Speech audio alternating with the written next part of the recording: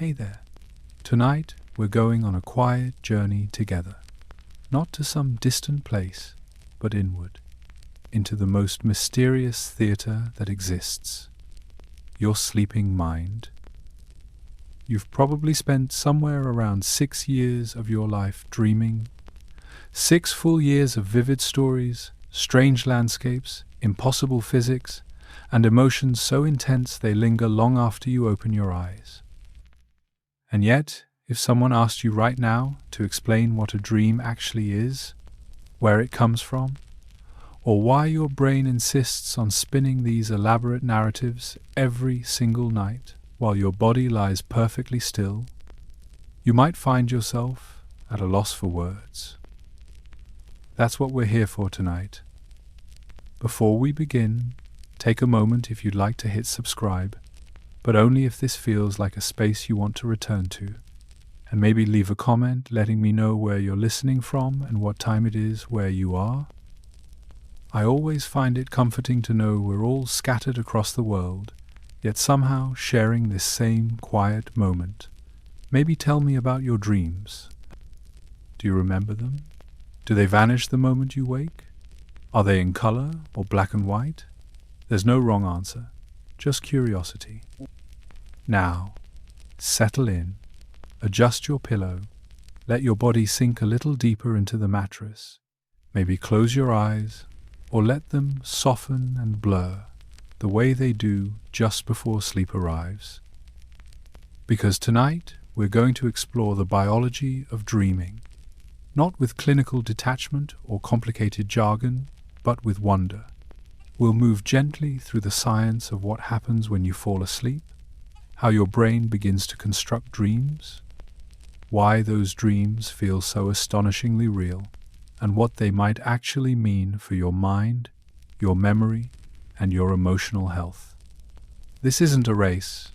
There's no test at the end, no pressure to stay awake or remember every detail.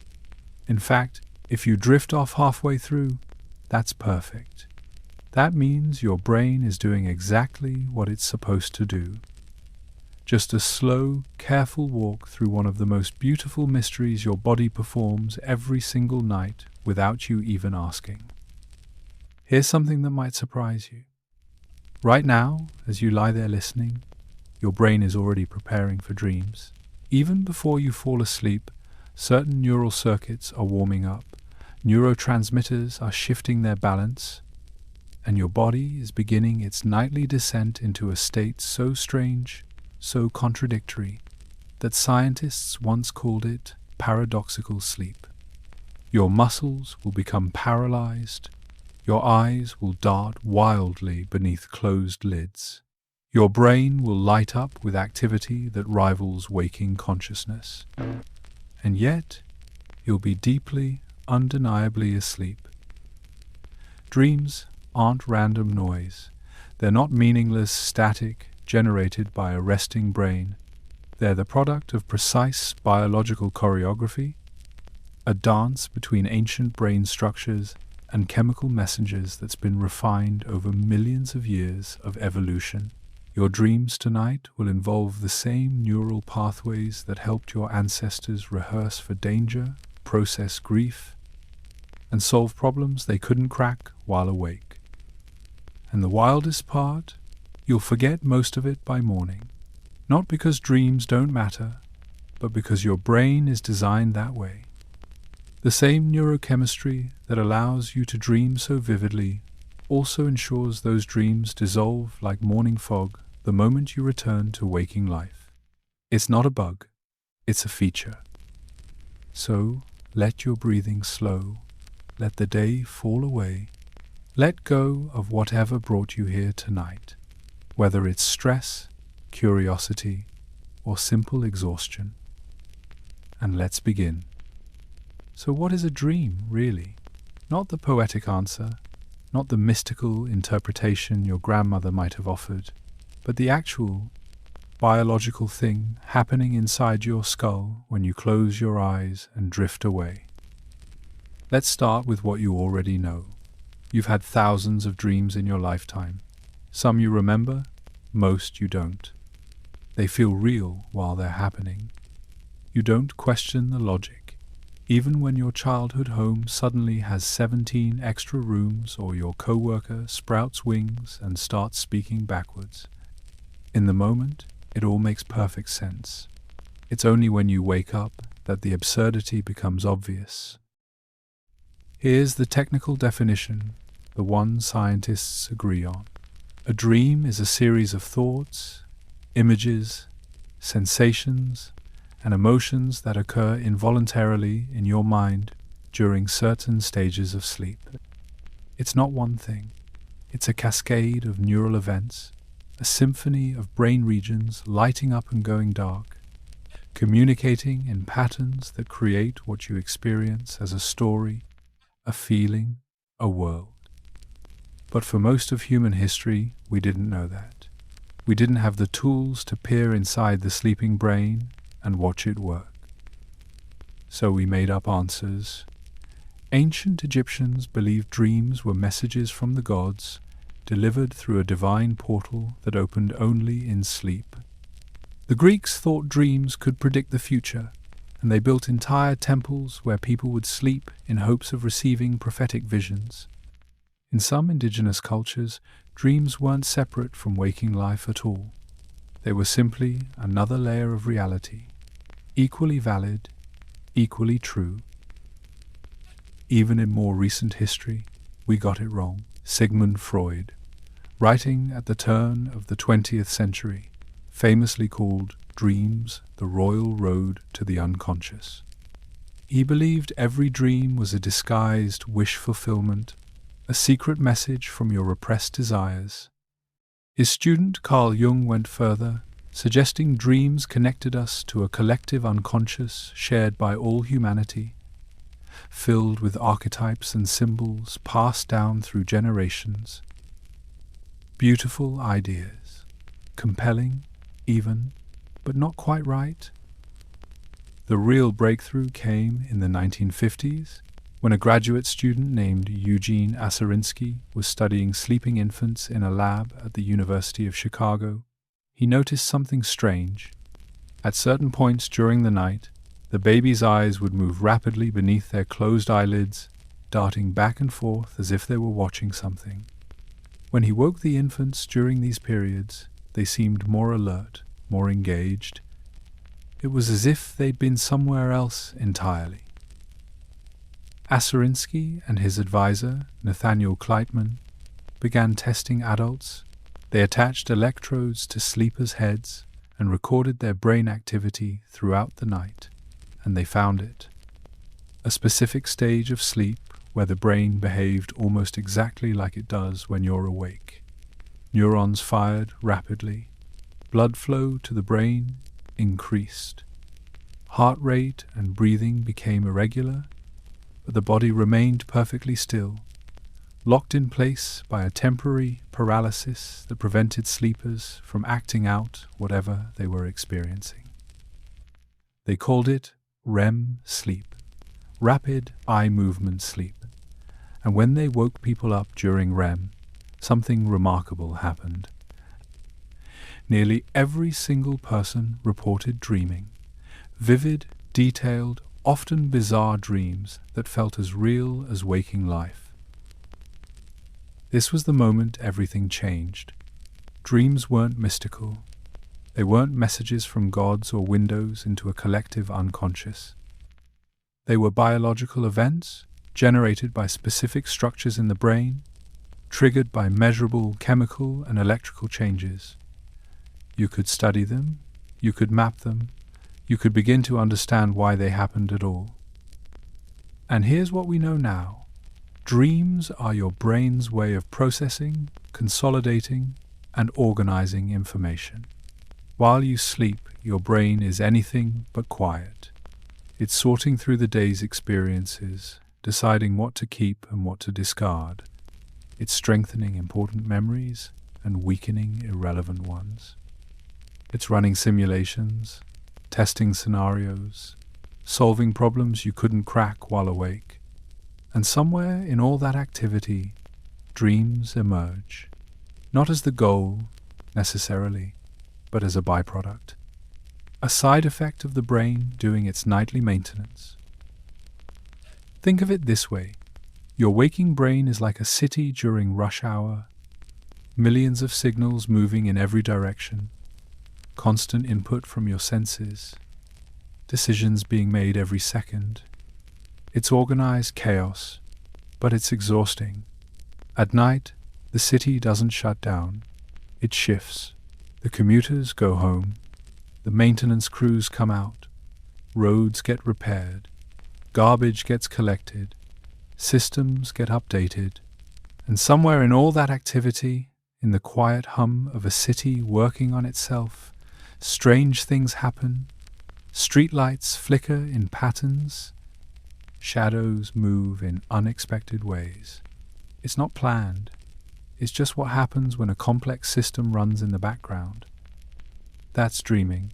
Your brain, running its nightly maintenance routines, and you, the conscious observer, catching glimpses of the process. The images you see, the stories you experience, they're not random, but they're not deliberate either. They're your brain pulling from memory, from emotion, from the day's events, and weaving them together in ways that don't have to make logical sense, because logic isn't the goal. Processing is.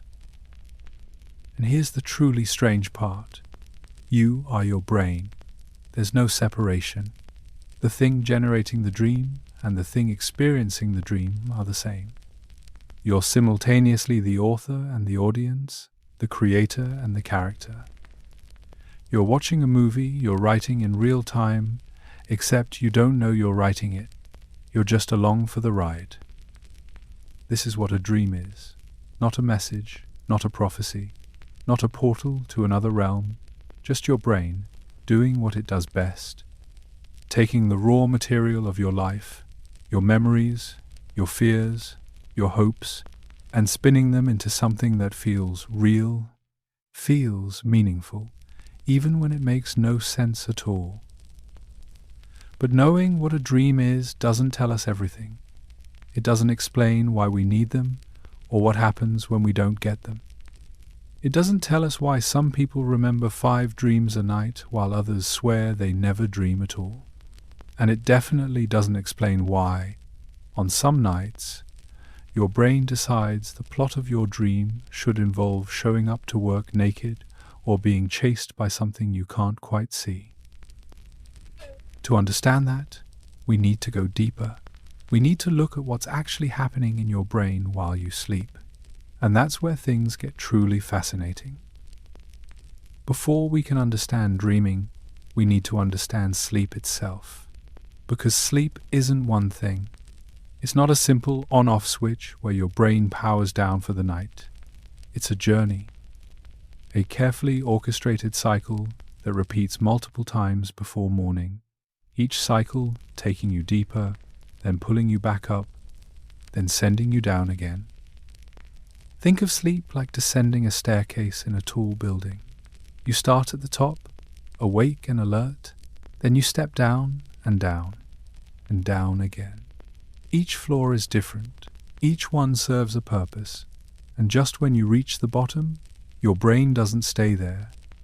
It climbs back up, not all the way to waking, but close, and then it descends again, over and over, all night long. Scientists call this the architecture of sleep, and once you see it mapped out on a graph, it's stunning. It looks almost musical.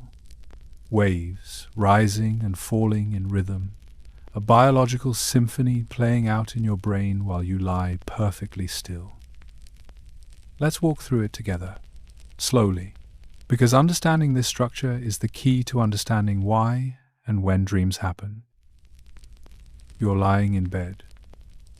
Your mind is still somewhat active, thoughts drifting lazily, but you're letting go. This is stage 1. None, scientists call it. The N stands for non-REM, and the 1 means it's the first and lightest stage of sleep. You're not fully asleep yet, but you're not fully awake either. You're in that strange in-between place where you might still hear sounds from the room, but they feel distant muffled, unimportant. Stage 1 lasts only 5 to 10 minutes.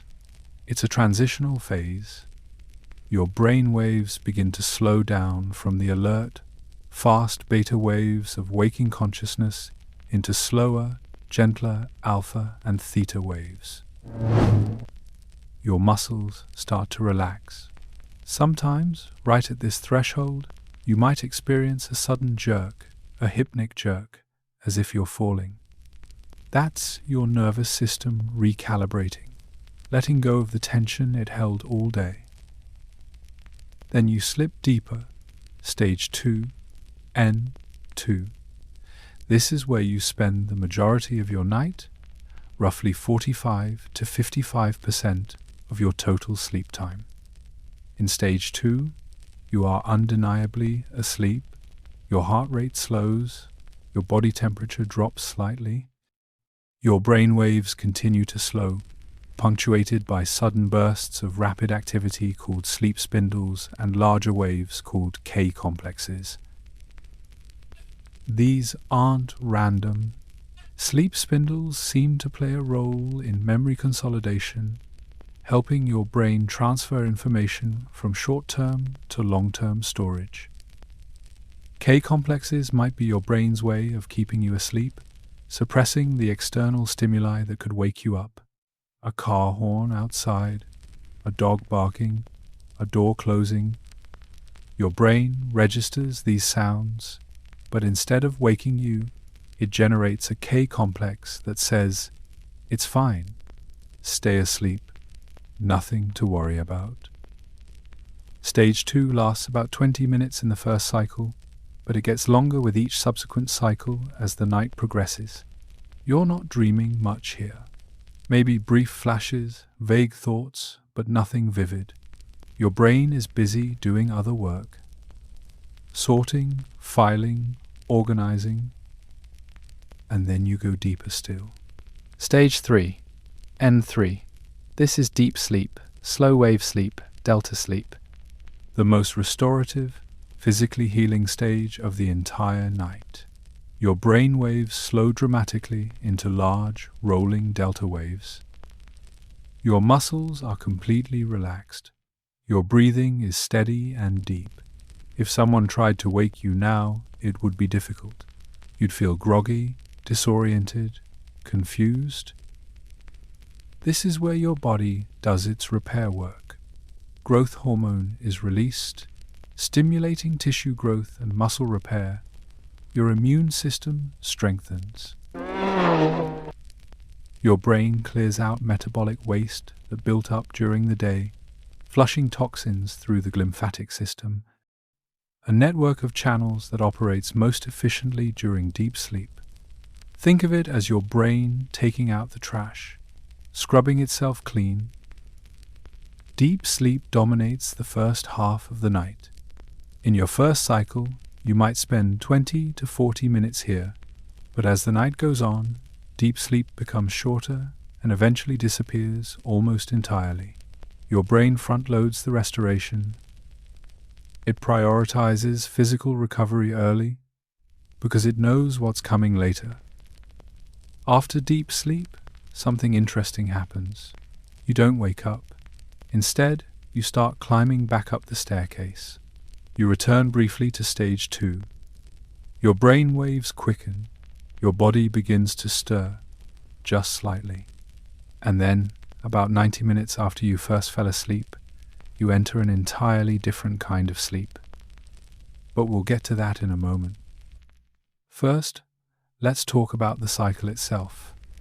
This entire sequence, stages 1 through 3 and back again, takes roughly 90 to 110 minutes, and it repeats 4 to 6 times a night, depending on how long you sleep. But here's the key. Each cycle isn't identical. They're variations on a theme. In the first cycle, you get a lot of deep sleep and only a tiny bit of that other stage we haven't named yet. In the second cycle, deep sleep shortens and the other stage lengthens. By the third and fourth cycles, you're barely touching deep sleep at all. Instead, You're spending more and more time in stages 2 and that mysterious other stage, the one where your brain wakes up, your body stays paralyzed, and dreams take over completely. Why does the cycle change as the night progresses? Because your brain has different jobs to do at different times. Early in the night, it focuses on physical repair, on clearing waste, on restoring the body. Later in the night, it shifts to cognitive and emotional work, memory consolidation, problem solving, emotional regulation, and that's when dreaming becomes most important. If you've ever noticed that you remember dreams more often in the morning than in the middle of the night, this is why. By the time dawn approaches, you're cycling through that dream-rich stage over and over, sometimes staying there for 30 or 40 minutes at a stretch. You're closer to waking consciousness. The boundary is thinner, and when your alarm goes off or sunlight creeps through the window, you're often pulled directly out of a dream, which is why it lingers, why you can still feel it, taste it, almost hold on to it before it slips away. Sleep isn't rest in the way we usually think of it. It's not your brain shutting down. It's your brain shifting gears, moving through distinct phases, each one purposeful, each one necessary. Miss one stage and the whole system suffers. Lose deep sleep and your body doesn't repair itself. Lose the other stage and your mind doesn't process emotions or consolidate memories properly. This is the foundation, the architecture, the hidden structure beneath every night you've ever slept. And now that you can see it, now that you understand the cycles, the stages, the rhythmic descent and ascent, we can finally talk about the place where dreams live, the stage where your eyes start moving, your brain lights up like a fireworks display, and the stories begin. And now we arrive at the strangest stage of all, the place where your sleeping brain does something so contradictory, so paradoxical, that when scientists first discovered it, they could hardly believe what they were seeing. Welcome to REM sleep, rapid eye movement sleep, the stage where dreams come alive. It was discovered almost by accident in the 1950s by Eugene Aserinsky, a graduate student who was supposed to be studying something entirely different. He was watching sleeping infants, tracking their brain waves with primitive electrodes, trying to understand the broader patterns of sleep. And then he noticed something odd. At certain points during the night, the baby's eyes would start moving. Not slowly, not lazily, but rapidly, darting back and forth beneath their closed eyelids as if they were watching something unfold in front of them. At first, Aserinsky thought his equipment was broken, but the pattern kept repeating. Same eye movements, same intervals, night after night. He began testing adults, and the results were even more striking. During these periods of rapid eye movement, the brain didn't look asleep at all. It looked awake, active, firing with nearly the same intensity as waking consciousness. When researchers woke people up during REM sleep and asked what they'd been experiencing, the reports were vivid, detailed, emotional. People described entire narratives, complex scenarios, conversations with strangers, flights through impossible landscapes. They weren't just thinking vaguely, they were living inside fully realized dreams. And here's what made it so bizarre. While the brain was lighting up like a city at night, the body was doing the exact opposite. It was paralyzed, completely still, muscles limp, arms and legs unresponsive.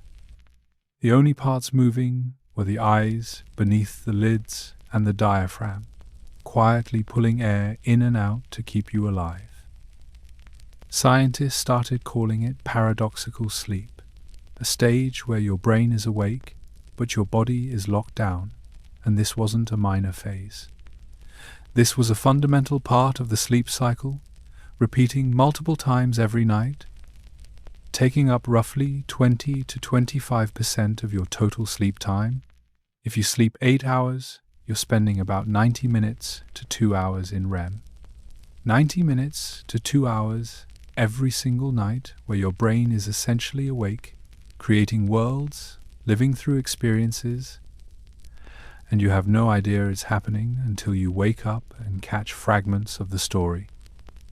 So what's actually going on in REM? Why does your brain do this? Let's break it down. First, the eyes. Those rapid movements aren't random. They correlate with the content of your dreams. If you're dreaming about watching a tennis match, your eyes might move left and right. If you're dreaming about climbing stairs, they might move upward. Your brain is generating visual imagery so convincing that your eyes respond as if the images are real. You're watching a movie that doesn't exist anywhere except inside your own mind. Second, the paralysis. This is critical. It's called REM atonia, and it's triggered by neurons in your brainstem that actively shut down motor signals to your muscles. If this didn't happen, you'd act out your dreams, you'd thrash, you'd punch, you'd run. In rare cases where this system fails, a condition called REM, sleep behavior disorder, people do exactly that. They leap out of bed, swing at invisible attackers, or try to flee from dream threats. It's dangerous, both for them and anyone sleeping nearby. But for most of us, the paralysis works perfectly. Your brain sends signals to move, to run, to speak, but those signals are intercepted and suppressed before they reach your muscles. You dream of running, but your legs don't move. You dream of screaming, but no sound comes out. It's a safety mechanism, evolution's way of protecting you from yourself. Third, the brain activity. During REM, certain areas of your brain become hyperactive. The visual cortex lights up, generating the images you see in dreams. The limbic system, particularly the amygdala, becomes intensely active, which is why dreams are so emotionally charged. Fear, joy, anxiety, love. Whatever you feel in a dream, you feel deeply, because the emotional centers of your brain are running at full capacity. But here's the twist. The prefrontal cortex, the part of your brain responsible for logic, reasoning, and self-awareness, goes quiet. It's essentially offline, and that's why dreams don't make sense. That's why you can dream about your childhood home, and it suddenly has a waterfall in the living room, and you don't question it. That's why you can talk to someone who's been dead for years, and it feels completely normal. Your brain's logic center isn't there to fact-check the story. You're experiencing everything without the filter of rational thought. The chemical environment of your brain during REM is also unique. Acetylcholine, a neurotransmitter involved in memory and attention, surges to levels even higher than waking. This keeps your brain alert and engaged. Meanwhile, norepinephrine and serotonin, chemicals associated with focus and mood regulation, drop to nearly zero. This chemical shift might explain why dreams feel so fluid, so emotionally raw, and why they slip away so quickly when you wake up. Without norepinephrine, memories formed during REM don't get properly encoded into long-term storage.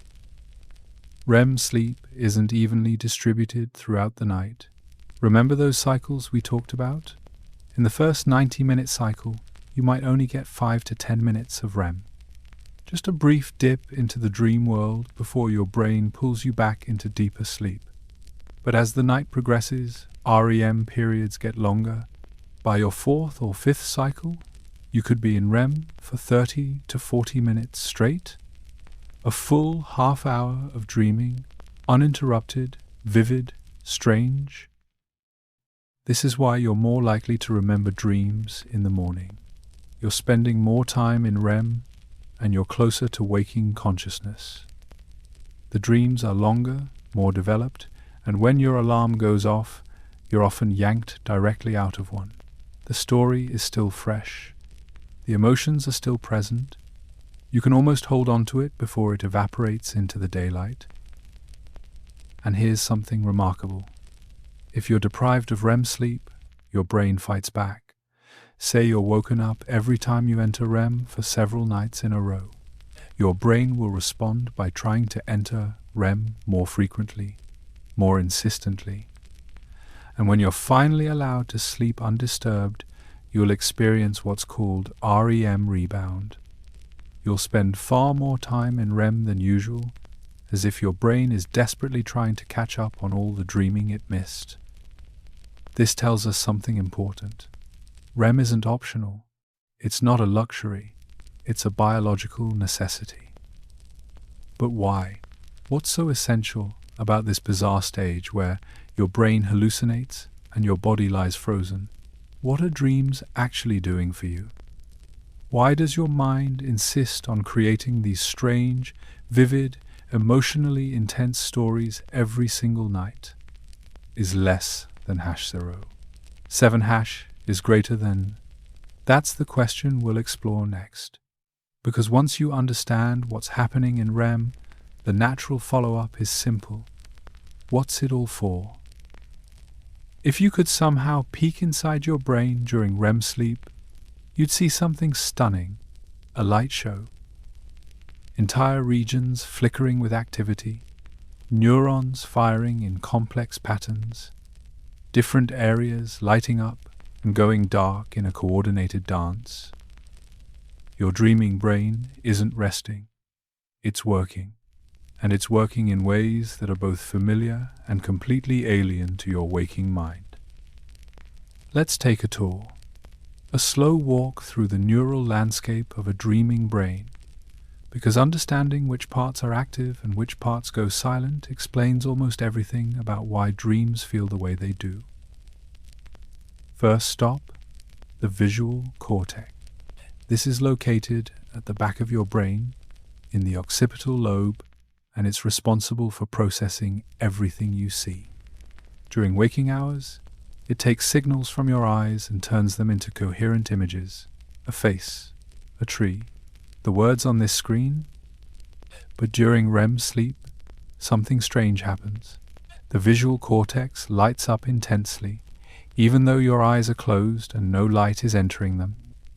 It's generating images from the inside out, creating pictures, scenes, entire worlds without any external input. This is why dreams are so vividly visual. You're not remembering what things look like, you're seeing them, or at least your brain believes you are. The experience is nearly identical to waking vision because the same neural machinery is at work. Your visual cortex doesn't care whether the input comes from your eyes or from deeper brain structures. It processes the signal and produces an image. And in dreams, those signals come from memory, from emotion, from random firings in the brainstem, all mixed together and projected onto your mind's internal screen. Next, the limbic system.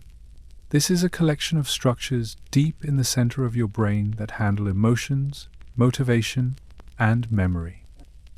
And during REM, the limbic system goes into overdrive. The amygdala, in particular, becomes hyperactive. The amygdala is your brain's alarm system. It processes fear, anxiety, and emotional intensity.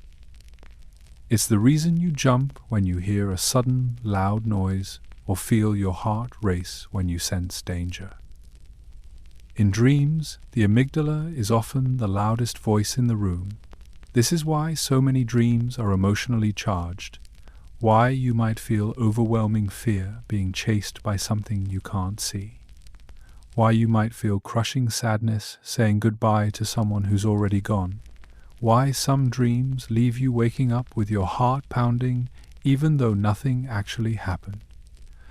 Your amygdala was running the show, pumping emotional intensity into every scene. But it's not just fear. The limbic system also handles pleasure, desire, and connection. This is why dreams can feel euphoric, why you might dream of flying and feel pure joy, why some dreams are deeply comforting. Your emotional brain is active, uninhibited, and free to amplify whatever feelings bubble up from the narrative your mind is constructing. Now here's where it gets really interesting. While the visual cortex and limbic system are firing wildly, another critical part of your brain goes almost completely silent, the prefrontal cortex. This is the front part of your brain, right behind your forehead, and it's responsible for executive function, logic, planning, self-awareness, critical thinking. It's the part of you that says, "Wait, that doesn't make sense. Let me think this through." During REM sleep, the prefrontal cortex is essentially offline. Blood flow drops, neural activity decreases. It's still there, still structurally intact, but it's not participating in the dream. And this explains so much about the dream experience. Why don't you question the impossible physics? Because your logic center isn't active. Why can you dream that you're simultaneously in your current apartment and your childhood bedroom and it feels perfectly normal? Because the part of your brain that notices contradictions is asleep. Why do you accept that your long-dead grandmother is sitting across from you at breakfast? Because your prefrontal cortex, the part that would say, "She's been gone for 10 years, isn't available to fact-check the scene. You're experiencing everything through pure emotion and sensation, without the filter of rational thought. It's like watching a movie where the editor has been sent home, scenes jump, time collapses, locations shift, characters appear and disappear. And you, the viewer, just accept it all because you've temporarily lost the ability to critique the narrative. The hippocampus, your brain's memory center, is also active during REM, but in a strange, selective way. It's pulling fragments from your past, faces you saw yesterday, places you visited years ago, emotions you felt as a child. But it's not replaying them accurately. It's remixing them, taking a memory from childhood, a worry from this morning, a face from a movie you watched last week, and blending them into something new. Something that feels familiar, but isn't quite real. This is why dreams often feel like they're about your life, even when the details are completely wrong. Your brain is working with your memories, but it's working with them the way a DJ works with samples. Cutting, looping, layering, creating something that echoes the original but is ultimately its own strange composition. And then there's the brainstem. This ancient structure at the base of your brain is the conductor of the entire REM orchestra. It's the brainstem that triggers the eye movements. It's the brainstem that paralyzes your muscles. And it's the brainstem that sends out random signals, bursts of neural activity called PGO waves, ponto-geniculo-occipital waves, that sweep upward through the brain and help generate the chaotic, unpredictable nature of dreams. Think of PGO waves like lightning strikes, random bursts of electricity that light up different regions as they pass through. One wave might activate a visual memory, another might trigger an emotional response, another might pull up a sound, a smell, a sensation, and your cortex, trying to make sense of all these random inputs, weaves them together into something resembling a story. It's improvising, building a narrative from scattered pieces, trying to create coherence where none actually exists. The neurotransmitter environment during REM is also crucial. Acetylcholine floods the system, keeping neurons alert and firing, but serotonin and norepinephrine, The chemicals that help regulate mood and consolidate memories drop to nearly zero. This chemical cocktail creates a brain state unlike anything else you experience. You're alert, but not logical, emotional, but not grounded, visually engaged, but not perceiving reality. And perhaps most fascinating of all, the thalamus opens up. During non-REM sleep, the thalamus acts as a gatekeeper, blocking sensory information from reaching your cortex so you can rest undisturbed. But during REM, the gate swings wide. Signals flow freely. Your brain is talking to itself without external interruption, running simulations, processing emotions, replaying memories, all in a closed loop where internal experience becomes the only reality. This is the dreaming brain, a brain where emotion is amplified, logic is suspended, memory is remixed, and vision is generated from within. A brain that's simultaneously more active and less tethered to reality than at almost any other time. It's not broken. It's not malfunctioning. It's doing exactly what evolution designed it to do, though what that purpose is remains one of the most profound questions in neuroscience. So now that we know what's happening, the structures involved, the chemicals at play, the regions lighting up and going dark, we can finally ask the deeper question, the one that's puzzled philosophers, scientists, and sleepers for centuries. Why? Why does your brain do this every night? Why do we dream? It's one of those questions that sounds simple but opens into a labyrinth. Scientists have been chasing answers for decades, and the truth is, we still don't have one definitive explanation. What we have instead are theories, multiple theories, each one compelling, each one backed by research, and each one revealing a different piece of the puzzle. Let's walk through them, not to pick a winner, but to see how they fit together. Because the reality is, dreams probably serve multiple purposes. Your brain is efficient. It doesn't waste resources. And if it's devoting 90 minutes to 2 hours every night to this strange, vivid, emotionally intense process, there's almost certainly more than one reason why. The first theory is memory consolidation. This is one of the most well-supported ideas in sleep science. The basic concept is simple. During the day, you're bombarded with information, conversations, emails, faces, facts, sensations. Your brain takes all of it in, but it can't keep everything. That would be overwhelming, inefficient. So at night, during sleep, your brain sorts through the day's experiences and decides what to keep and what to discard. REM sleep seems to play a particularly important role in consolidating emotional memories and procedural memories, the kind of learning that involves skills and patterns rather than facts. If you spent the day learning to play a new song on the piano, your brain will rehearse that motor sequence during REM. If you had an emotionally significant conversation, REM will help process and store the emotional weight of that experience. Dreams, in this view, are a byproduct of that filing process. Your brain is pulling memories, comparing them to older memories, strengthening some connections and weakening others. And as it does this, fragments of those memories bubble up into your awareness.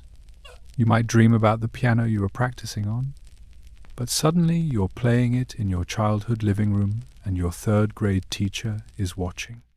That's your brain connecting new information to old patterns, weaving them together in ways that don't need to be logical to be useful. The second theory is emotional regulation.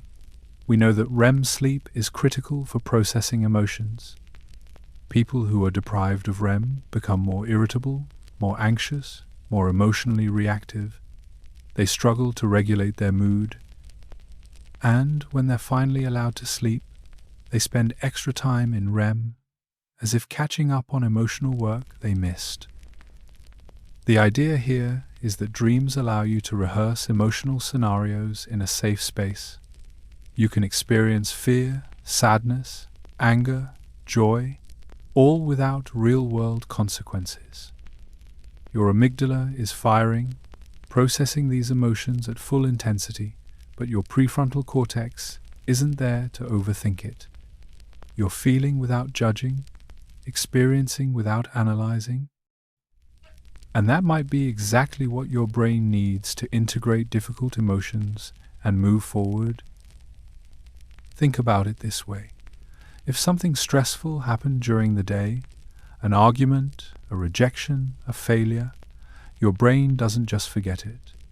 It needs to process it, to metabolize the emotional charge so it doesn't stay stuck in your system. Dreams give you a space to do that. You might not dream directly about the argument, but you might dream about being lost, or being chased, or trying to solve an impossible problem. Your brain is working through the feeling, even if the content is symbolic or distorted. Some researchers believe this is why people with PTSD often have such severe nightmares. Their brains are trying to process a traumatic memory, but the emotional intensity is so overwhelming that the normal REM processing system gets stuck. Instead of integrating the memory and moving on, they relive it over and over in increasingly distressing dreams. The third theory is threat simulation. This one comes from evolutionary psychology. The idea is that dreams, particularly anxiety dreams and nightmares, serve as a kind of rehearsal for danger. In our ancestral environment, survival often depended on being able to recognize threats quickly and respond appropriately. Being chased by a predator, getting lost in unfamiliar territory, confronting a rival. Dreams, according to this theory, let you practice those scenarios without real risk. You can experience the fear of being chased, the confusion of being lost, the tension of a confrontation, and your brain gets to rehearse how to respond. It's like a flight simulator for your emotional and cognitive systems. The situations aren't real, but the practice is valuable. This might explain why so many dreams involve some form of threat or challenge, why being chased is one of the most common dream themes across all cultures, why dreams rarely depict you sitting calmly in a comfortable chair doing nothing. Your brain isn't interested in rehearsing boredom, it's interested in rehearsing survival. The fourth theory is the activation synthesis model. This one is a bit more mechanistic. It suggests that dreams are essentially your brain's attempt to make sense of random neural activity. Remember those PGO waves we talked about? Those bursts of electricity firing up from the brainstem during REM? According to this theory, those signals are essentially noise. Random activations with no inherent meaning. But your cortex, the part of your brain that's always trying to create narratives and find patterns, takes that noise and synthesizes it into a story. A random burst activates a visual memory of your childhood home. Another burst triggers a feeling of anxiety. Another pulls up the face of a coworker. And your cortex, doing what it does best, weaves those fragments into a dream. You're in your childhood home, feeling anxious, talking to your coworker. It doesn't mean anything. It's just your brain improvising a story from random inputs. Now, this theory has been criticized for being too reductive, for suggesting dreams are meaningless when clearly they often feel deeply significant. But it does explain the bizarreness, the sudden shifts, the lack of logical coherence. If dreams are built from random activations rather than intentional narratives, of course they're going to be strange. And then there are newer theories, still being tested, still being refined. Some researchers believe dreams play a role in creativity and problem solving. that the lack of logical constraints during REM allows your brain to make connections it wouldn't make while awake, to see solutions that require thinking outside the box. There are famous stories of scientists and artists who solved problems in their dreams. The structure of the benzene molecule, the melody of a song, the plot twist in a novel. Whether these are coincidences or evidence of something deeper is still being debated. Other researchers focus on synaptic homeostasis, the idea that sleep, including REM sleep, helps regulate the strength of neural connections. But if they kept strengthening indefinitely, your brain would become oversaturated. Sleep might be a time when weaker, less important connections are pruned back, allowing the network to reset and make room for new learning. Dreams, in this view, might be a side effect of that pruning process. So which theory is correct? Probably all of them, at least partially. Memory consolidation, emotional regulation, threat simulation, neural noise, creativity, synaptic maintenance. These aren't mutually exclusive. Your brain is doing many things at once during sleep, and dreams, rather than serving one single purpose, might be the emergent result of all these processes happening simultaneously. What we know for certain is this: dreams are not optional. They're not a glitch. When people are deprived of REM sleep, they suffer. Their memory deteriorates. Their emotional regulation falters. Their creativity drops. Their mental health declines. The brain insists on dreaming, and it will fight to get it back if it's taken away. That alone tells us dreams matter, even if we're still piecing together exactly how. But knowing why we dream in general doesn't tell us what we actually dream about. And that's a question with its own fascinating answers, rooted in the patterns of human experience that seem to repeat across cultures, across lifetimes, across the entire breadth of human consciousness. If you've ever woken from a dream and thought, "That was so random," you're not alone. Dreams feel unpredictable, chaotic, like your brain is shuffling a deck of memories and experiences and dealing them out in no particular order. But when researchers started collecting dream reports from hundreds, then thousands of people, patterns began to emerge. Certain themes appeared over and over again, cutting across cultures, ages, and backgrounds. It turns out, we're all dreaming about remarkably similar things. Let's start with the most common dream experiences: being chased, falling, flying, losing your teeth, showing up somewhere unprepared or inappropriately dressed, finding yourself back in school taking a test you didn't study for, being unable to move or speak when you desperately need to.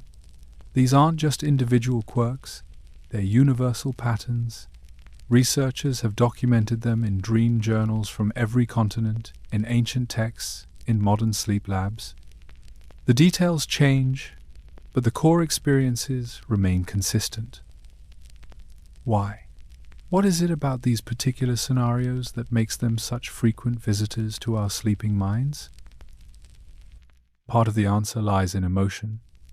Dreams aren't random in their emotional content. They're biased toward threat, anxiety, and challenges that require action. This makes sense from an evolutionary perspective. Your brain is designed to prioritize survival, and that means paying extra attention to potential dangers. During the day, your prefrontal cortex helps you regulate those anxious thoughts, putting them in perspective, calming you down. But at night, with that logical center offline and your amygdala running the show, anxiety takes the spotlight. Being chased is the quintessential threat dream. You're pursued by something, an animal, a person, a shapeless force, and you can't escape. Sometimes you're running but moving in slow motion, like pushing through water. Sometimes your legs won't work at all. This taps into a primal fear, the fear of being hunted, of being vulnerable. Even though most of us will never be chased by a predator in waking life, the neural circuitry for that fear is still there, inherited from ancestors who did face that danger regularly. Falling dreams are similarly rooted in instinct. The sensation of falling triggers an immediate alarm response in your vestibular system, the part of your brain that manages balance and spatial orientation. Even though you're lying safely in bed, your brain generates the feeling of losing control, of plummeting through space, and your body reacts. You might wake with a jolt, heart pounding, muscles tensed. That's your nervous system treating the dream as if it were real, preparing to catch yourself even though there's nothing to catch. Flying dreams, on the other hand, are often experienced as joyful, liberating. You're soaring above the ground, weightless, free from constraints.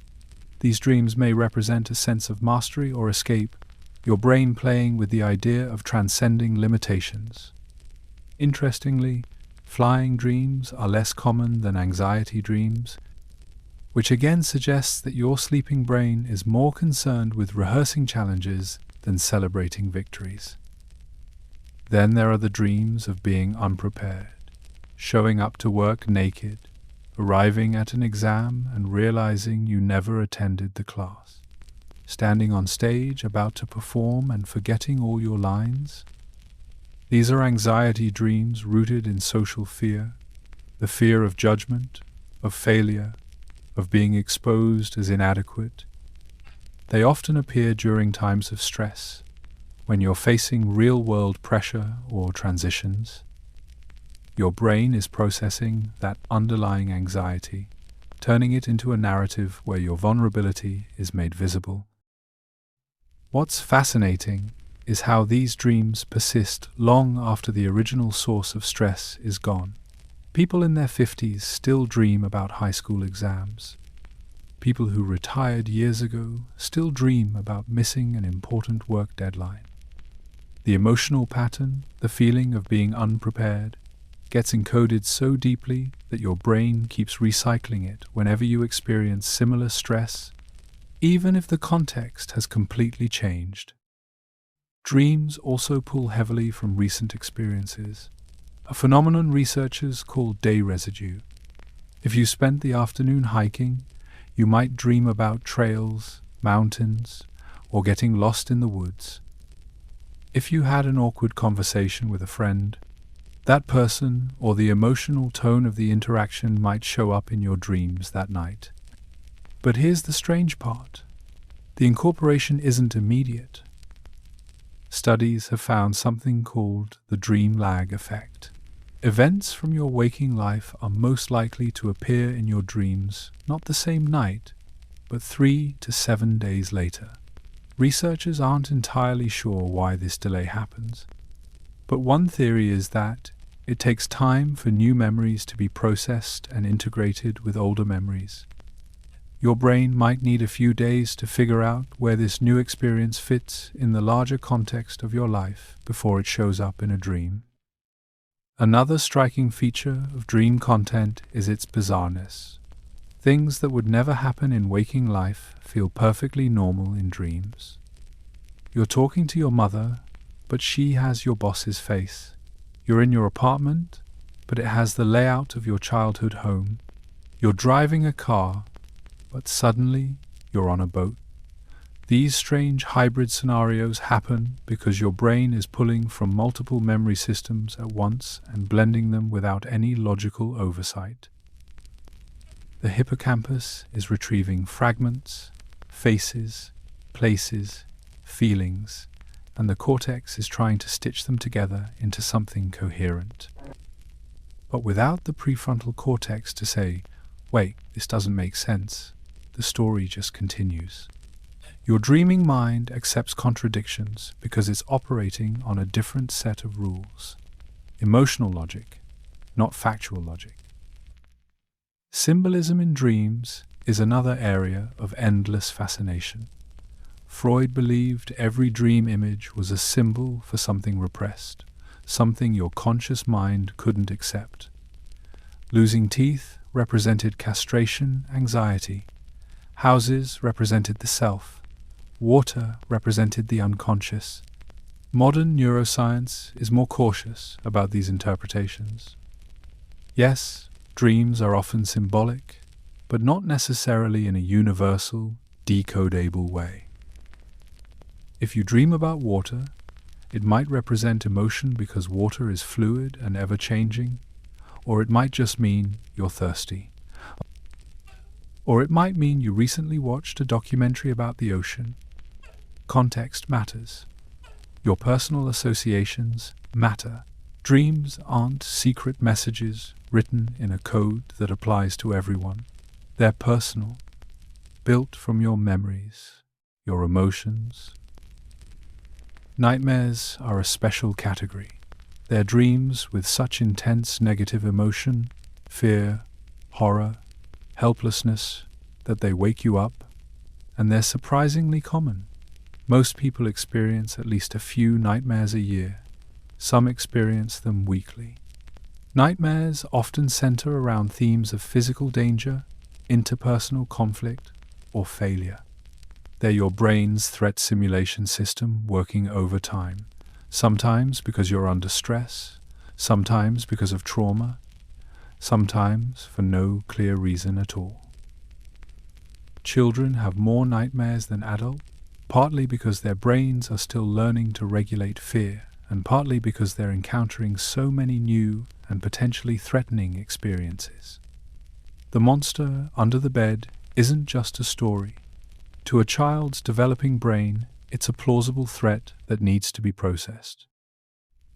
What you dream about is also influenced by who you are, your age, your gender, your culture, your occupation.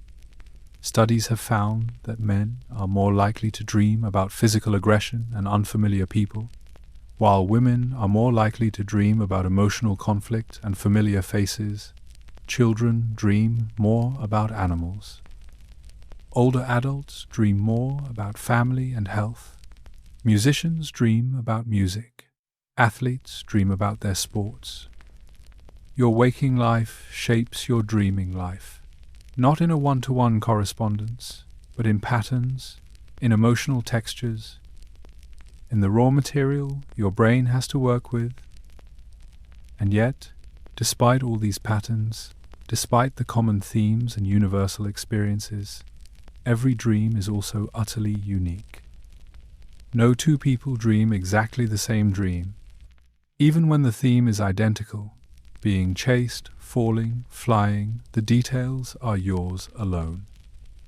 The face of the person chasing you, the landscape you're falling through, the feeling in your chest as you lift off the ground, that's all generated from your memories, your fears, your hopes, your brain, telling stories only you could tell.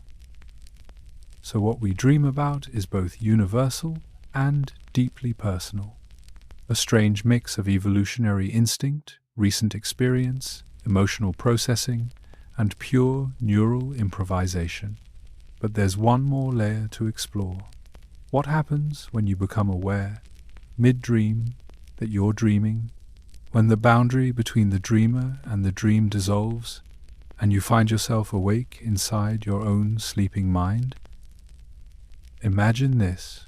You're in the middle of a dream, walking through a familiar street, talking to someone you know, everything feeling perfectly real. And then something shifts. A detail catches your attention. The street sign has nonsense written on it. The clock on the wall shows impossible numbers.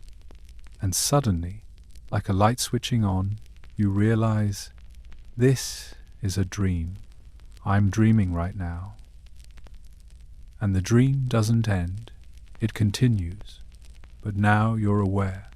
You're conscious inside your own unconscious mind. You can look around, make decisions, maybe even control what happens next. This is lucid dreaming, and it's one of the strangest, most fascinating phenomena in all of sleep science. Lucid dreaming isn't rare. Studies suggest that around 55% of people have experienced it at least once in their lives. About 20 to 25% experience it monthly.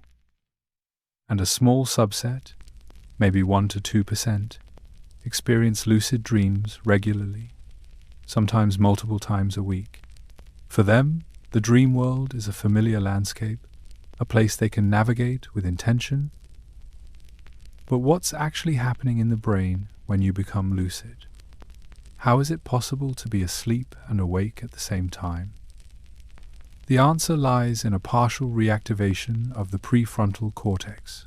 Remember, during normal REM sleep, this region goes quiet.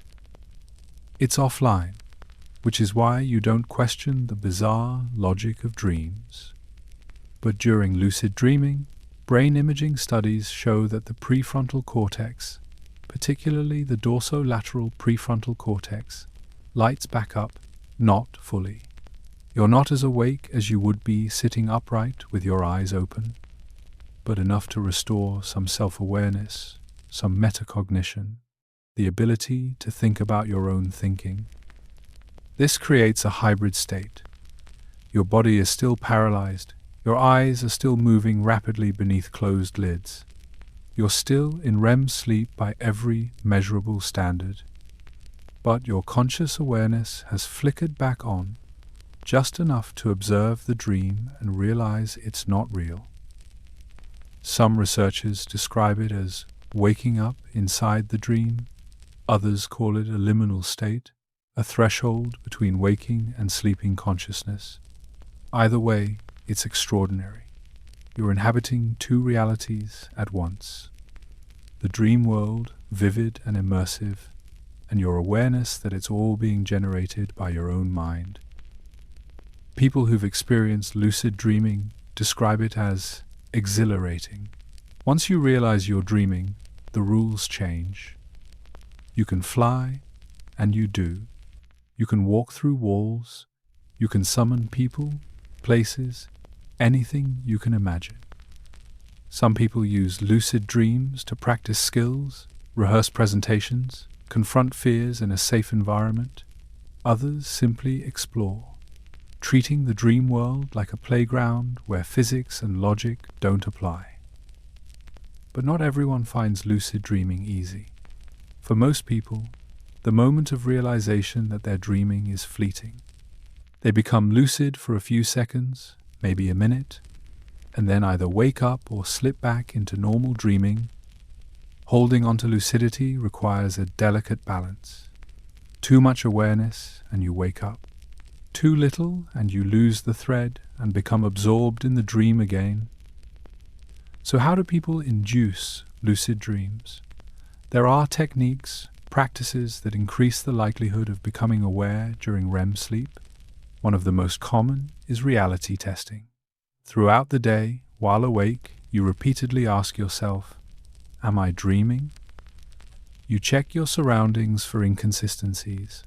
You look at your hands, count your fingers, read text, and then read it again to see if it changes.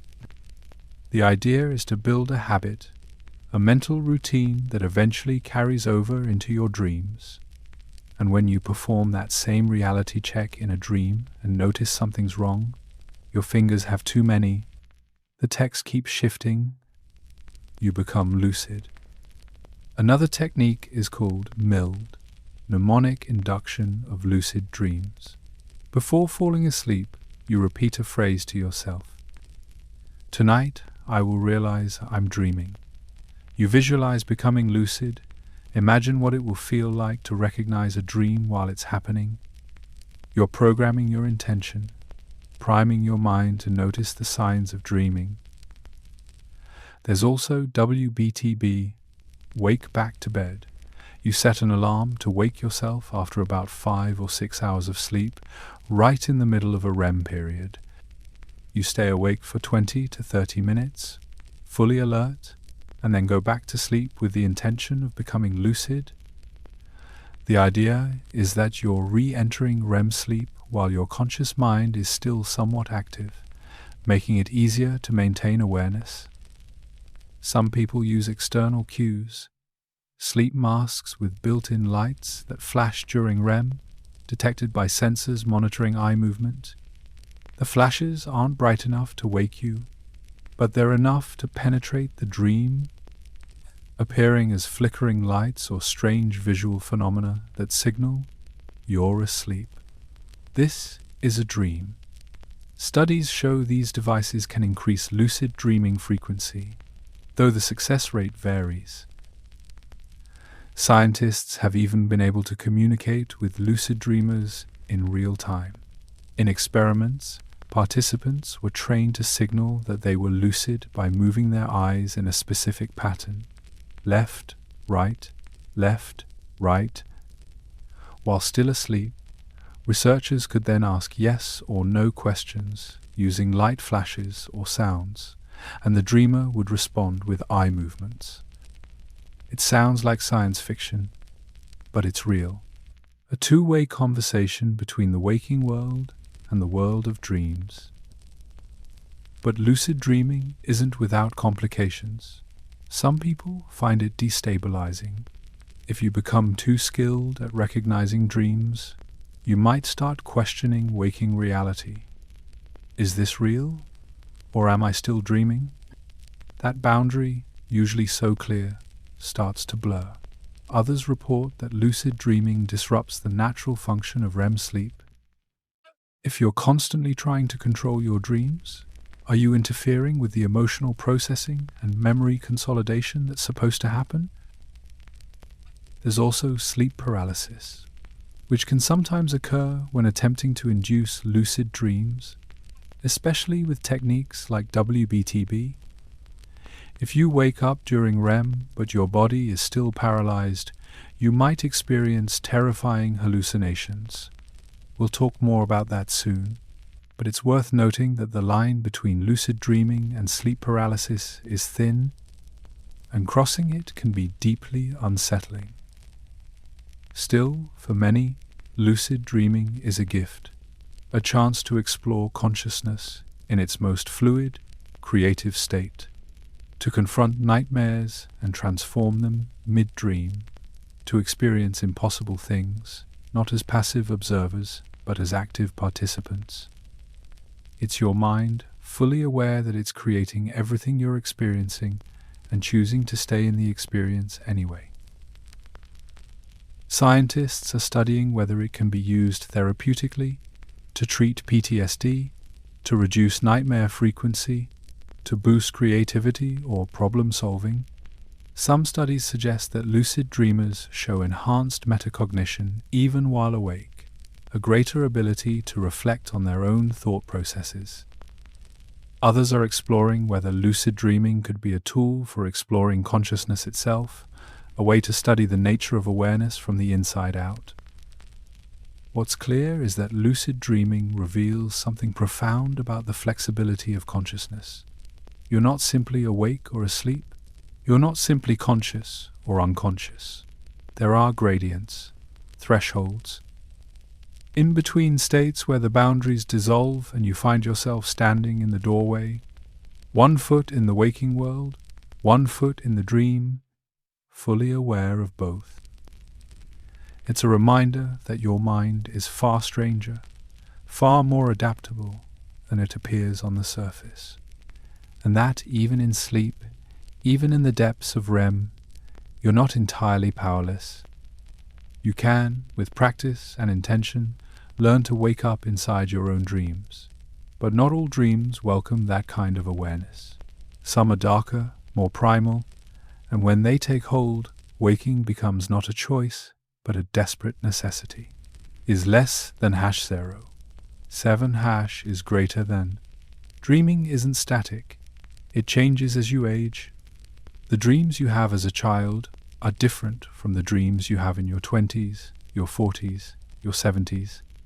Your brain is always evolving, and so is the way it dreams.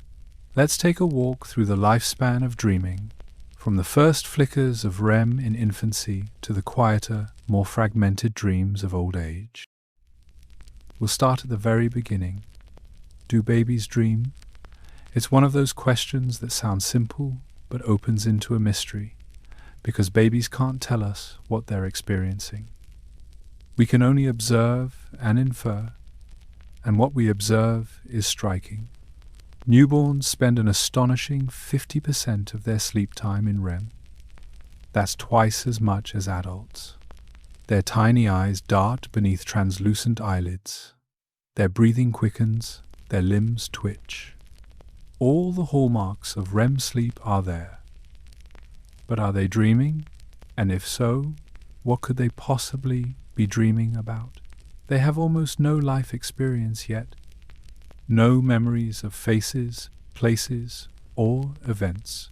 Some researchers believe that infant REM serves a different purpose than adult REM.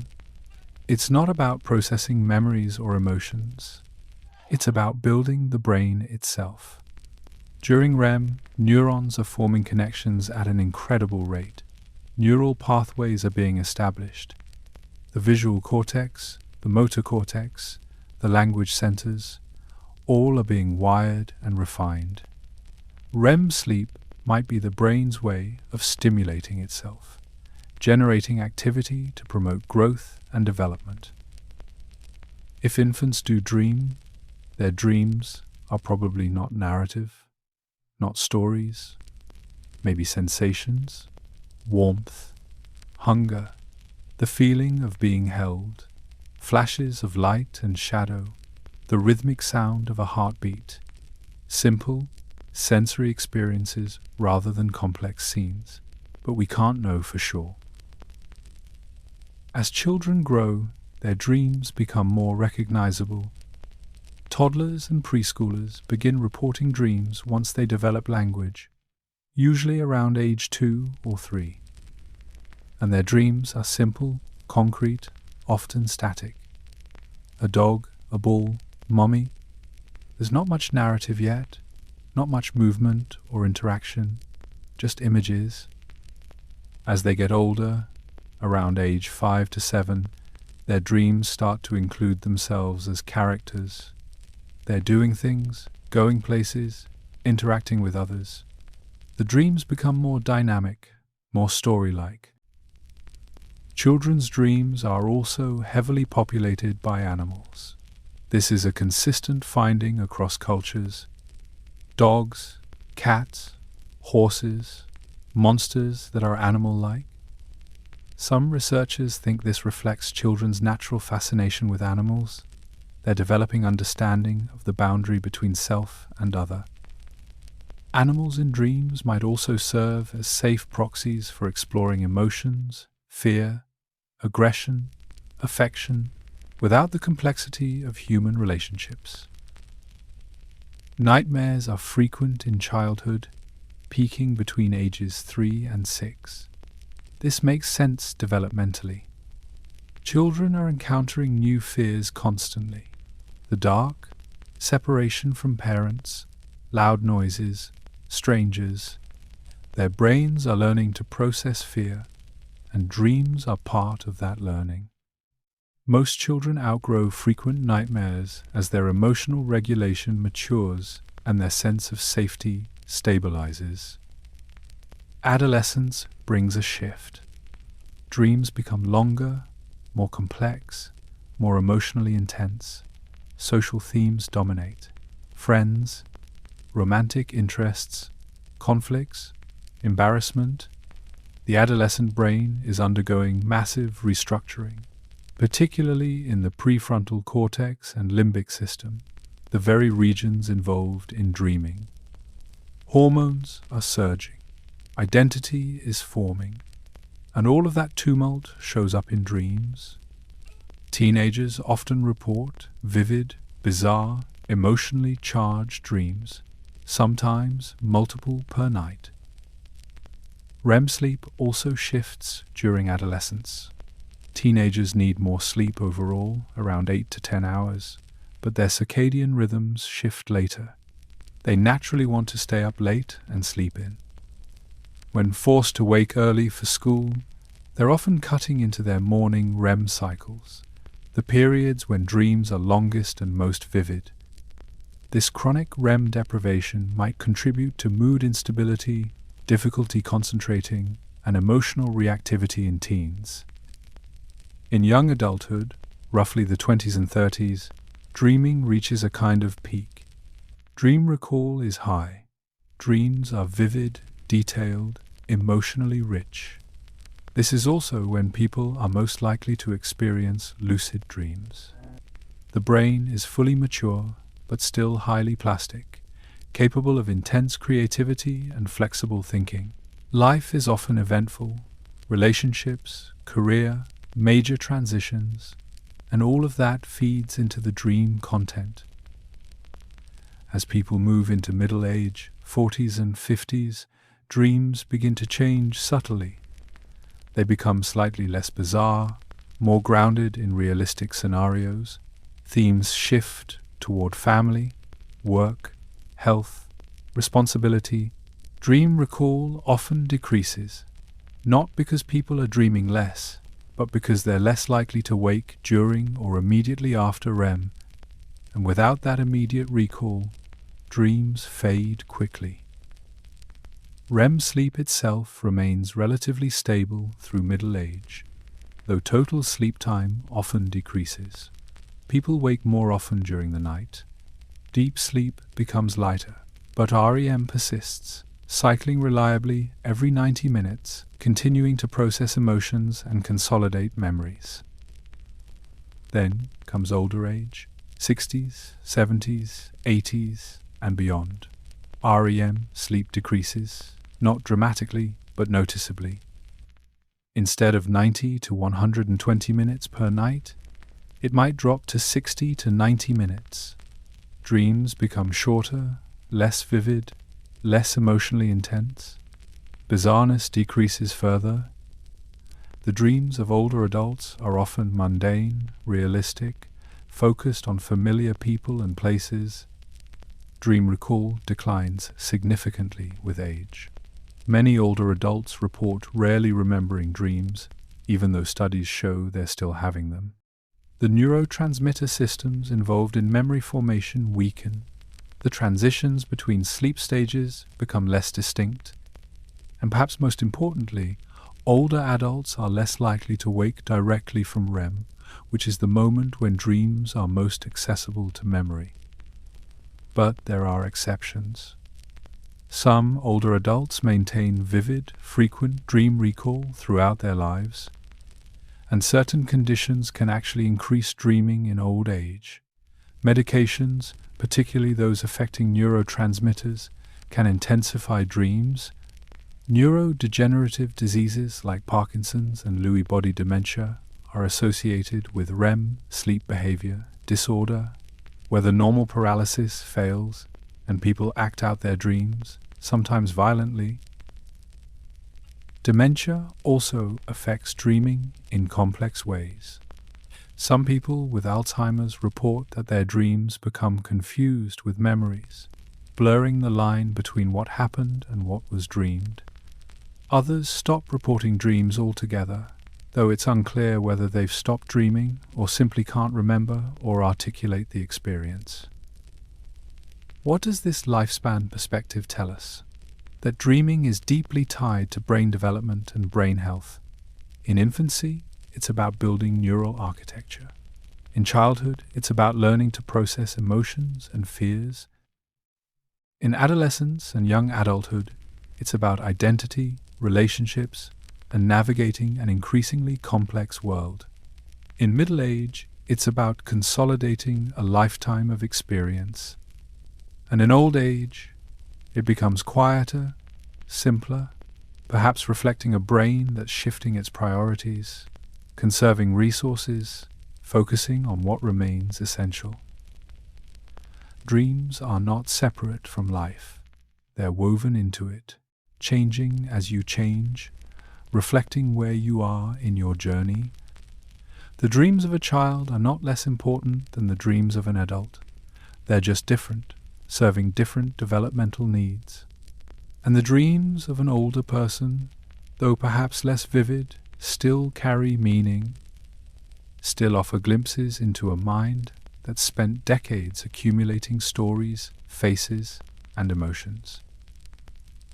Understanding how dreaming changes across the lifespan also offers reassurance. If your dreams feel different now than they did 10 years ago, that's normal. If you remember fewer dreams than you used to, that's expected. Your brain is adapting, prioritizing, doing what it needs to do at this particular stage. The machinery of dreaming is still there, still working, even if the output looks different. But dreaming isn't just shaped by age. It's also shaped by chemistry, the neurotransmitters coursing through your brain every night, rising and falling in precise patterns, are the invisible architects of your dreams. And understanding that chemistry helps explain not just what dreams are, but why they feel the way they do.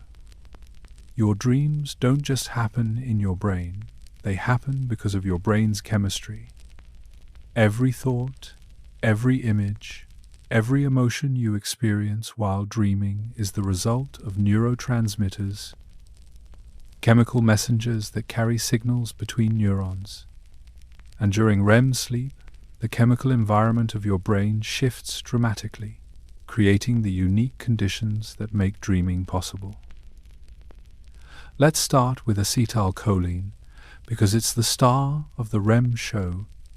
Acetylcholine is involved in attention, learning, and memory formation during waking hours. But during REM sleep, acetylcholine levels surge even higher than when you're awake. It floods the cortex, the thalamus, and the hippocampus, activating neurons and keeping your brain alert and engaged even though your body is deeply asleep. This surge of acetylcholine is what triggers REM in the first place. Specific neurons in the brainstem, called cholinergic neurons, fire rapidly and release acetylcholine throughout the brain. This activation wakes up the cortex, generating the vivid imagery and complex narratives of dreams. It also stimulates the parts of your brain involved in memory retrieval, which is why dreams pull so heavily from your past experiences, weaving fragments of memory into new and often bizarre combinations. Without acetylcholine, REM sleep wouldn't exist. And without REM sleep, you wouldn't dream, at least not in the vivid, story-driven way that defines most dream experiences. Acetylcholine is the chemical engine of dreaming. But acetylcholine doesn't work alone. What's equally important is what goes away during REM. Two neurotransmitters, norepinephrine and serotonin, drop to nearly zero. And this absence is just as crucial as acetylcholine's presence. Norepinephrine, also called noradrenaline, is associated with alertness, focus, and the stress response. During waking hours, it helps you pay attention, stay vigilant, and respond to threats. It's part of your fight or flight system. But during REM sleep, the neurons that release norepinephrine go completely silent. They stop firing. The chemical essentially disappears from your brain. Why does this matter? Because norepinephrine is also involved in memory consolidation. It helps transfer information from short-term to long-term storage. When it's absent, as it is during REM, memories formed during dreams don't get properly encoded. This is one of the main reasons you forget most of your dreams. The experience feels vivid and real in the moment, but without norepinephrine, your brain isn't recording it in a way that allows you to retrieve it later. The absence of norepinephrine also contributes to the emotional intensity of dreams. Without this chemical modulating your stress response, your amygdala and other limbic structures are free to amplify emotions without restraint. Fear becomes terror, sadness becomes grief, joy becomes ecstasy. Dreams don't have the chemical brakes that keep your waking emotions in check. Serotonin also drops to almost zero during REM. Serotonin is involved in mood regulation, impulse control, and rational thinking. It's the reason you can usually pause before reacting, think through consequences, regulate your emotional responses. But in REM, with serotonin gone, those regulatory functions disappear. You're emotionally raw, impulsive, uninhibited. You accept impossible scenarios without question. You act without thinking through consequences, at least within the dream. This chemical absence is part of what makes dreams feel so unfiltered, so free from the constraints of logic and social norms. Then there's dopamine, which plays a more subtle but still important role. Dopamine is associated with motivation, reward, and pleasure. It's also involved in the brain's ability to assign significance to experiences, to decide what's important and what's not. During REM, dopamine levels remain relatively stable, but the pathways it activates are influenced by the other chemical changes happening simultaneously. Some researchers believe dopamine contributes to the narrative drive of dreams, the sense that something meaningful is happening, even when the story makes no logical sense. It might be why dreams often feel important, urgent, as if they're trying to tell you something, even though they're ultimately just neural improvisation. This delicate chemical balance doesn't just affect natural dreaming. It's also why drugs and medications have such profound effects on your dreams. Anything that alters neurotransmitter levels will alter the dream experience. Take antidepressants, particularly selective serotonin reuptake inhibitors, or SSRIs. These medications increase serotonin levels in the brain, which can be life-saving for people with depression or anxiety, but they also suppress REM sleep. With serotonin artificially elevated, the brain has a harder time entering and maintaining REM. People on SSRIs often report dreaming less frequently, or when they do dream, the dreams feel less vivid, less emotionally intense, and if they stop taking the medication suddenly, they often experience REM rebound, a flood of intense, sometimes disturbing dreams as the brain tries to catch up. Beta blockers, used to treat high blood pressure and anxiety, work by blocking norepinephrine receptors. But remember, norepinephrine is already absent during REM. By blocking its receptors, beta blockers can create strange effects on dreaming. Many people report vivid, bizarre, sometimes nightmarish dreams while taking these medications. The exact mechanism isn't fully understood, but it seems to involve disruption of the normal REM chemical balance. Alcohol is another major disruptor. When you drink, alcohol suppresses REM sleep in the first half of the night.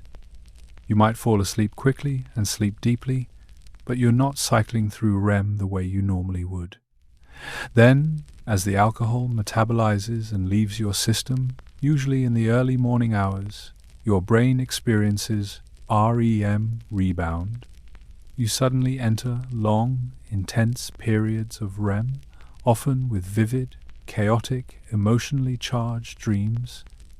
This is why people who drink before bed often wake up feeling unrested and report strange, fragmented dreams. Cannabis has a similar effect. THC, the active compound in cannabis, suppresses REM sleep. Regular users often report dreaming less or not at all. But when they stop using cannabis, even after just a few days, they experience a dramatic REM rebound. Dreams come flooding back, often more vivid and intense than before.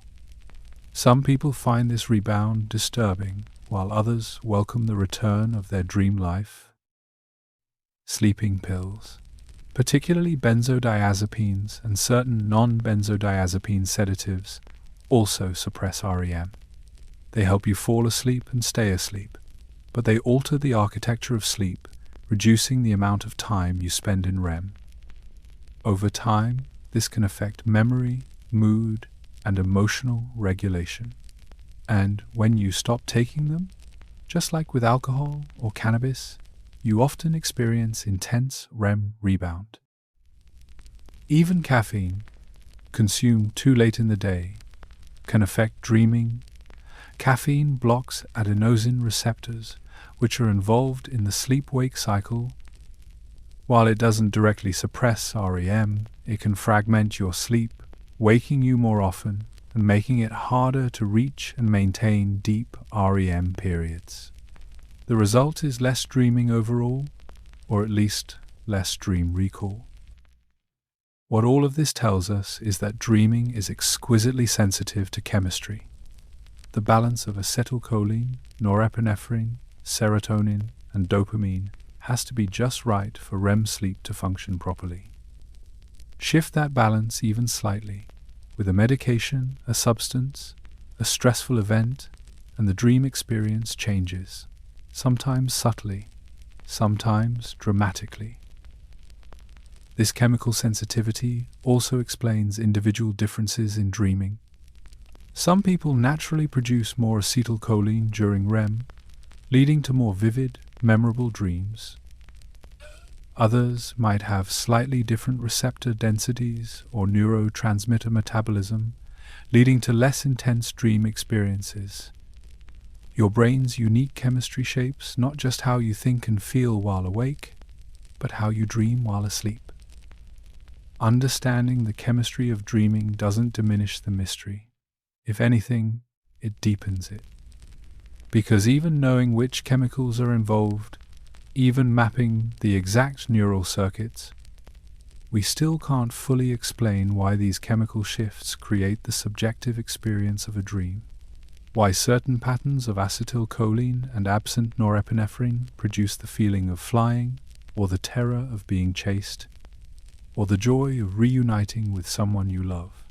The chemistry is the foundation, but the experience is something more. Still, this knowledge is powerful. It explains why you might remember dreams vividly some nights and not at all on others. Why medications change your dream life. Why substances that seem harmless can profoundly disrupt your sleep. And it reminds us that dreaming, like everything else your brain does, is ultimately a biological process shaped by invisible molecules dancing between neurons in the quiet hours of the night. You've probably had this experience. You wake up from a dream that felt incredibly vivid, incredibly real. You were somewhere specific, doing something meaningful, feeling intense emotions, and within seconds, minutes at most, it's gone, completely vanished. You can't recall the setting, the people, the plot, just a faint sense that something was there and now it's not. This is one of the strangest features of dreaming. Not that we dream at all, but that we forget almost everything. Most people forget 95% or more of their dreams. You might have 4 or 5 complete dream narratives every night, each one lasting 10 to 30 minutes. And by breakfast, you'll remember fragments of maybe one, if that. Some mornings, you wake with no dream recall at all, convinced you didn't dream, even though your brain spent close to 2 hours in REM sleep, dreaming vividly the entire time. So why does this happen? Why are dreams so ephemeral? Why does the brain create these elaborate experiences and then seemingly erase them? The answer lies partly in the neurochemistry we just discussed. Remember, during REM sleep, norepinephrine drops to nearly zero. And norepinephrine is critical for memory consolidation, particularly for transferring information from short-term working memory into long-term storage. Without it, the memories formed during dreams are fragile. They exist in the moment, vivid and immediate, but they're not being encoded in a way that allows them to persist. Think of it like writing in sand at the beach. The words are clear when you first trace them, but the tide comes in and washes them away. Dreams are written in a similar temporary medium. Your brain generates the experience, you live through it, but the neural mechanisms that would normally etch it into long-term memory aren't active.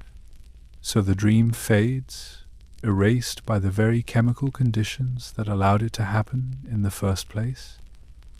But there's more to it than just absent norepinephrine. The transition from REM sleep to waking also plays a crucial role. When you wake up, your brain shifts gears rapidly. Neurotransmitter levels change, blood flow patterns shift. The prefrontal cortex comes back online, and in that transition, dream memories that were briefly accessible in the first moments of waking get overwritten by new sensory input, new thoughts, new concerns.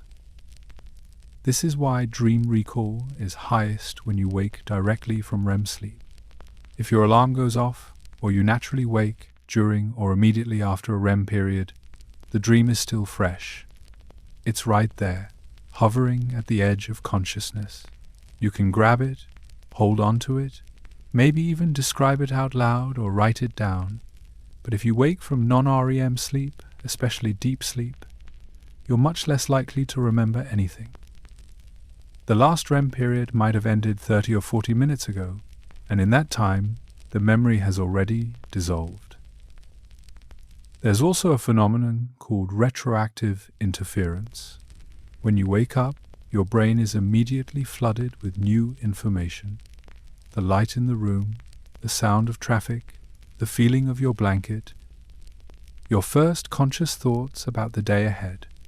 All of this new input competes with the dream memory for space in your working memory. And because the dream memory is so fragile, it usually loses. It gets pushed aside, overwritten, forgotten before it ever had a chance to solidify. Individual differences in dream recall are striking. Others claim they never dream at all, which isn't true, but their recall is so poor that from their subjective perspective, they might as well not be dreaming. What accounts for this variation? One factor is simply attention. People who are interested in their dreams, who value them, who think about them during the day, tend to remember more. It's not that they're dreaming more, it's that they're priming their brains to notice and retain dream memories. They've made dreaming important, and the brain responds by allocating resources to remember. Another factor is sleep pattern. People who wake frequently during the night, even briefly, have more opportunities to catch dreams as they're happening. Each awakening is a potential moment of recall. People who sleep deeply and continuously, while getting more restorative sleep overall, miss those windows. They transition through REM without interruption, and by the time they wake in the morning, hours have passed since their last dream. Personality also plays a role. Research has found that people who score high on measures of openness to experience and creativity tend to remember more dreams. They might have slightly different brain activity patterns during REM, or they might simply be more attentive to internal experiences in general. Conversely, people who are more externally focused, more practical and concrete in their thinking, often report lower dream recall. But here's the thing. If you want to remember your dreams, you can train yourself to do it. It's not effortless, but it's possible. The most effective technique is keeping a dream journal. You place a notebook and pen beside your bed, and the moment you wake up, before you move, before you check your phone, before you do anything else, you write down whatever you can remember, even if it's just a single image, a color, a feeling. The act of recording signals to your brain that dreams are important, worth remembering. Over time, often within a few weeks, dream recall improves. You start waking with more complete memories. You notice details you would have missed before. Your brain learns that this information is valued and starts prioritizing its retention.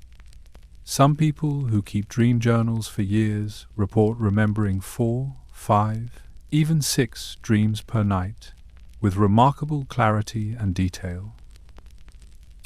Setting an intention before sleep also helps. As you're falling asleep, you repeat to yourself, "I will remember my dreams. I will remember my dreams." It sounds almost absurdly simple, but it works.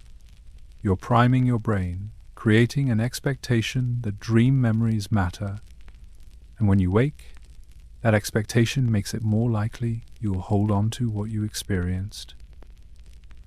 Another technique is to wake yourself during the night, specifically during REM periods. This is tricky without technology, but if you naturally wake in the early morning hours, that's often a REM period. Instead of immediately going back to sleep, pause, reflect. What were you just experiencing? Even if you can't remember a full narrative, you might catch fragments, and the more you practice catching those fragments, the stronger your dream recall becomes. But maybe you don't want to remember your dreams. Maybe forgetting feels protective, and there might be wisdom in that. Some researchers believe that forgetting dreams is adaptive. If you remembered every dream with the same clarity you remember waking experiences, your brain might struggle to distinguish between what actually happened and what was dreamed. Reality and fantasy would blur. Forgetting dreams might be a way of maintaining that boundary, of keeping your waking life clear and uncluttered by the surreal narratives of sleep. There's also the emotional aspect. Not all dreams are pleasant. If you remembered every nightmare, every anxiety dream, every disturbing scenario your sleeping brain concocted, it might be overwhelming. Forgetting is a form of protection, a way of letting your brain do its emotional processing work without burdening your conscious mind with all the details. Still, there's something poignant about the forgetting. You spend hours every night living through experiences that feel utterly real in the moment, and then they're just gone. Entire worlds created and dissolved, stories told and untold. It's like losing a part of yourself every morning, even though you never knew it was there. But maybe that's okay. Maybe dreams aren't meant to be remembered. Maybe their purpose isn't to leave behind memories, but to do something deeper, something that doesn't require conscious recall. Processing emotions, consolidating learning, maintaining neural health. The dream itself is the work, and whether you remember it is beside the point. And yet, for those who do remember, for those who've trained themselves to hold on to those fleeting visions, dreams can become a rich inner life, a source of creativity, insight, and self-understanding. A reminder that your mind is capable of extraordinary things, even when you're not aware it's happening. The choice to remember or forget, to pay attention or let it all wash away, is ultimately yours. But understanding why forgetting happens in the first place helps you make that choice consciously, rather than simply accepting it as inevitable. Dreams and mental health are deeply intertwined. The quality of your dreams, their content, their frequency, all of these reflect the state of your mind. And when mental health struggles, dreams often change in predictable, sometimes troubling ways. Understanding this connection offers insight not just into dreaming, but into the emotional landscape of the sleeping brain. Let's start with depression. People with major depressive disorder often experience significant changes in their sleep architecture, and those changes affect dreaming. One of the most consistent findings is increased REM pressure. The brain seems to be pushing harder to enter REM, trying to get there faster, staying there longer. The first REM period of the night, which normally occurs 90 minutes after falling asleep, often arrives much earlier in people with depression, sometimes within 30 to 45 minutes. And the content of those dreams tends to be darker, more negative emotions, more themes of loss, failure, rejection. Dreams in depression often feel heavy, exhausting, as if the sleeping brain is rehashing the same painful thoughts that dominate waking hours. The dream becomes another space where hopelessness lives, where the mind can't escape its own suffering. Some researchers believe this altered REM pattern is part of depression's biological signature. The brain is trying to process emotional pain, but it's stuck. The normal REM function of emotional regulation isn't working properly. Instead of integrating and moving past difficult emotions, the system loops, replaying the pain without resolution. This might explain why people with depression often wake feeling emotionally drained, as if sleep offered no relief at all. Interestingly, some antidepressant medications work partly by suppressing REM sleep. SSRIs, as we discussed earlier, reduce the amount of time spent in REM, and for some people, this reduction correlates with symptom improvement. It's as if limiting the time spent in that emotionally intense, poorly regulated dream state gives the brain a break, a chance to stabilize, but this is still debated.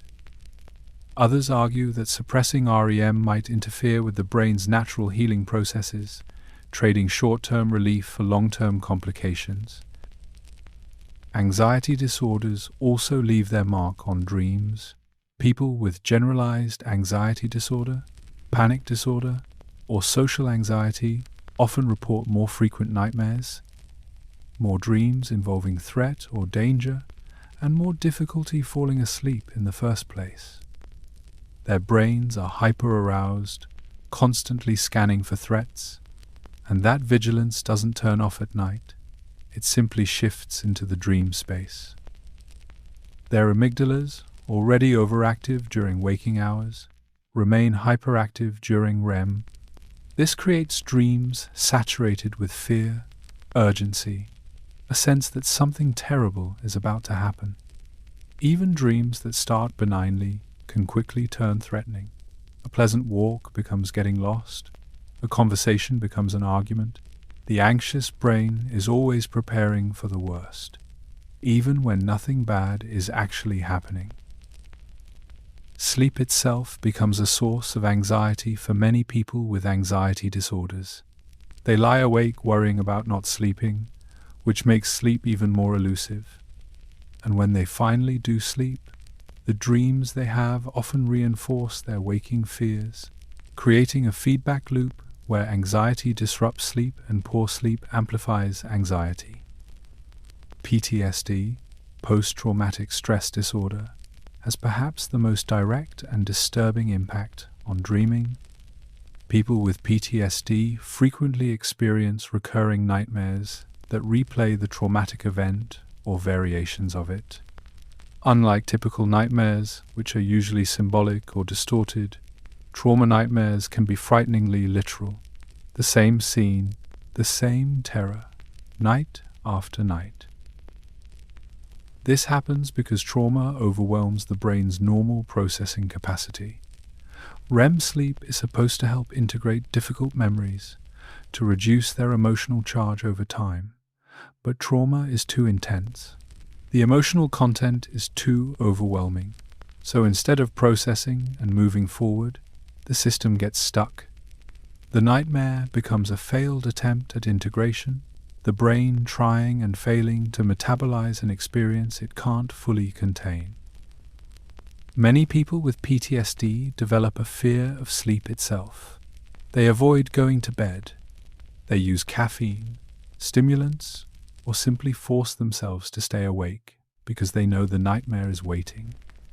This sleep avoidance worsens their symptoms, creating exhaustion, irritability, and cognitive impairment during the day. The very thing their brain needs to heal, sleep, becomes something they can't safely access.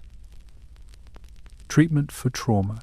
Nightmares often involves imagery, rehearsal therapy, which we touched on earlier. The person is guided to recall the nightmare while awake in a safe, controlled setting, and then to imagine a different ending. They rewrite the script, they give themselves power, agency, escape. With practice, this new version can begin to replace the original nightmare. It doesn't erase the trauma, but it can reduce the nightmare's frequency and intensity, allowing for more restorative sleep. Schizophrenia presents a different relationship with dreaming, one that blurs the boundaries in unsettling ways. For people with schizophrenia, the line between waking and dreaming can become permeable.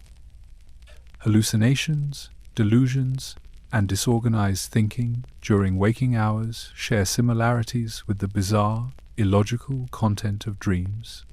Some researchers have proposed that psychosis might involve a kind of intrusion of dreamlike consciousness into the waking state, as if the brain's reality testing mechanisms have broken down. REM sleep is often disrupted in schizophrenia. Some studies show increased REM density, more rapid eye movements per minute, as if the brain is hyperactive even during sleep. Dreams, when reported, are often even more fragmented and bizarre than typical dreams, with less coherent narrative structure and more abrupt, chaotic transitions.